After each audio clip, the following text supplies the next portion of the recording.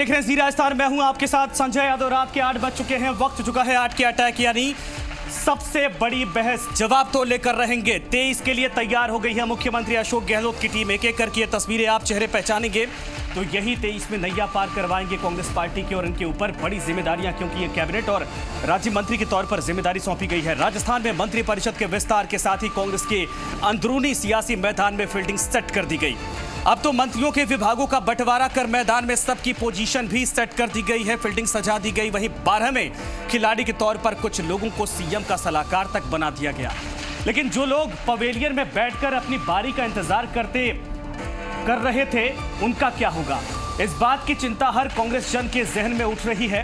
हालांकि रविवार को पीसीसी दफ्तर में हुई बैठक में सीएम गहलोत ने स्थिति साफ करने की भरपूर कोशिश की, लेकिन क्या सीएम की दी गई घुट्टी काफी है?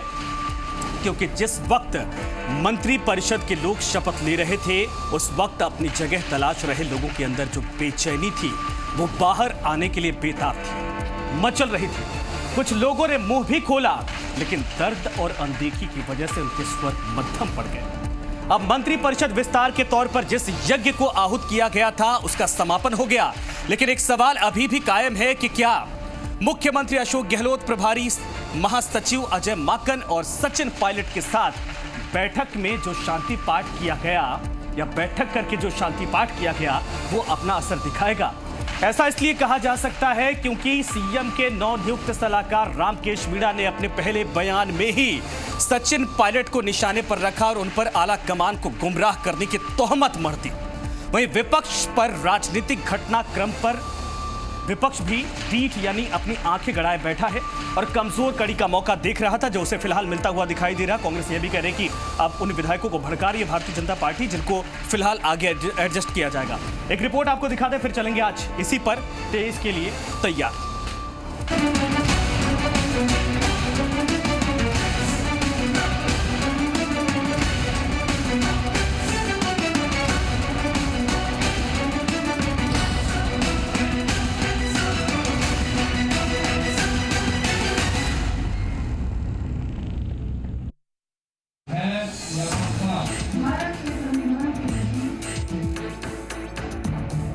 राजस्थान में मंत्री परिषद के पुनर्गठन और विस्तार का काम पूरा हो गया है।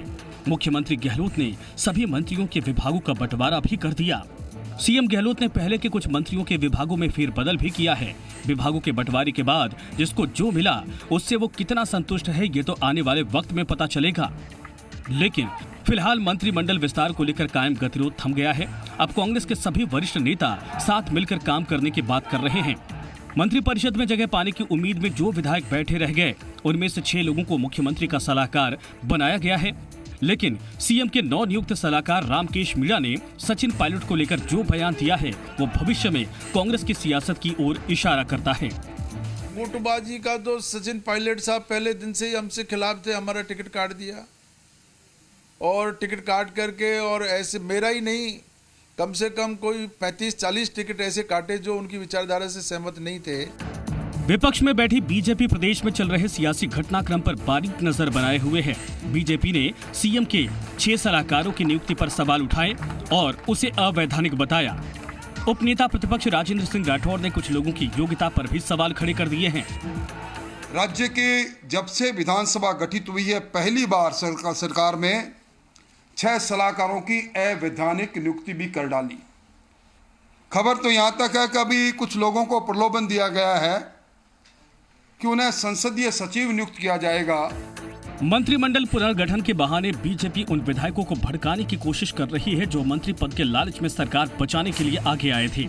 ये तो तय है कि कोई भी सियासी पार्टी अपने से जुड़े हर किसी को संतुष्ट नहीं कर सकती। शिकायत का मौका, मजबूती, महत्वाकांक्षा और टाइमिंग की दासी होती है। सब संयोग आपके पक्ष में है तो सियासत आपके इशारों पर ता थैया करेगी। अंकित तिवारी के साथ शशि मोहन, जी मीडिया, जयपुर।